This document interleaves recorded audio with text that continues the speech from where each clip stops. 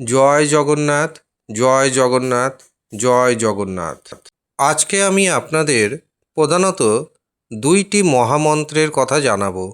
আপনারা এই দুইটি মহামন্ত্র যদি উল্টো রথযাত্রার দিন 3বার শ্রবণ করতে পারেন অথবা মনন সহকারে পাঠ করতে পারেন, তবে নিশ্চিন্তে থাকবেন জগন্নাথ দেবের কৃপা আপনার উপর বর্ষিত হবে।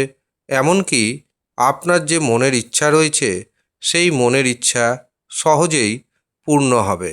কিন্তু মনে রাখবেন, এই দুটি মন্ত্র আপনাকে শুদ্ধাচারে পাঠ করতে হবে, অর্থাৎ ঘুম থেকে উঠে পবিত্র নদীতে অথবা গঙ্গা নদীতে স্নান করতে হবে।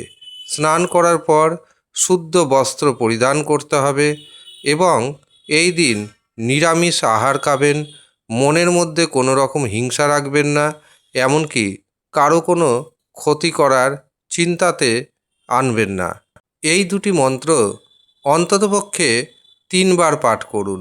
যদি সম্ভব হয় 1008বার পাঠ করবেন, আর যদি সম্ভব না হয় 3বার পাঠ করুন অথবা 3বার শ্রবণ করুন। অবশ্যই আপনার মনের ইচ্ছা পূর্ণ হবে। প্রথম জগন্নাথ দেবের মহামন্ত্রটি হল ওম কৃষ্ণায় জগন্নাথায় নমঃ। ওম কৃষ্ণায় জগন্নাথায় নমঃ। ওম কৃষ্ণায় জগন্নাথায় নমঃ।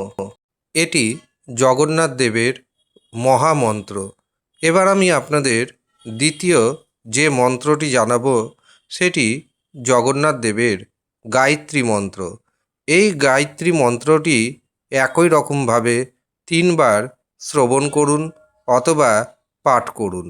দ্বিতীয় গায়ত্রী মন্ত্রটি হল ওম নারায়ণায় বিদ্মহে বাসুদেবায় ধীমহি তন্ন জগন্নাথায় প্রচোদয়াৎ। ওম নারায়ণায় বিদ্মহে বাসুদেবায় ধীমহি তন্ন জগন্নাথ প্রচোদয়াৎ। ওম নারায়ণ বিদ্মহে বাসুদেবায় ধীমহি তন্ন জগন্নাথ প্রচোদয়াৎ। মন্ত্রপাঠ শেষ হয়ে যাওয়ার পর জগন্নাথ দেবের উদ্দেশ্যে প্রণাম নিবেদন করুন।